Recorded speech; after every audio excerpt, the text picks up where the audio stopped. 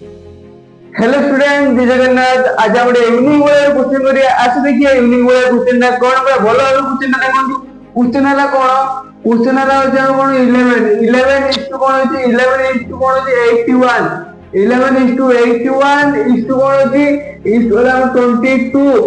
22 is to कोन होय 400। 400 is to होय हमरो एटा जे माइक जेटा केते रहबो एंड एट इज कोन 225। 225 এইভাবে আমরা কোশ্চেনটা আছে। আর অপশন সি এর কোন আছে? এর আছে কোন 13, বি এর কোন আছে 11, সি এর আছে 17 এন্ড ডি এর আছে কেতে 20। এইভাবে চারটি আমরা অপশন আছে এন্ড এটা কোন আছে কোশ্চেনটা আছে।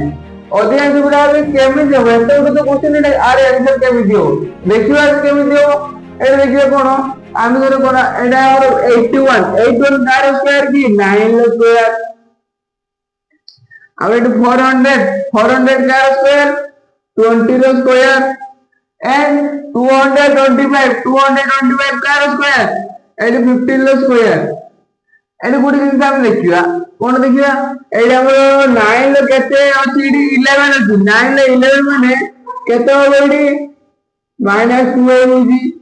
एडू 20 टू 22 केते -2 होला। हेडी ओदी हम बुला रे कोन एडी हमर एई जो कोन আমরা এটি -2 করে তো 30 নিয়ে যাও দেন এটা আমার রাইট आंसर।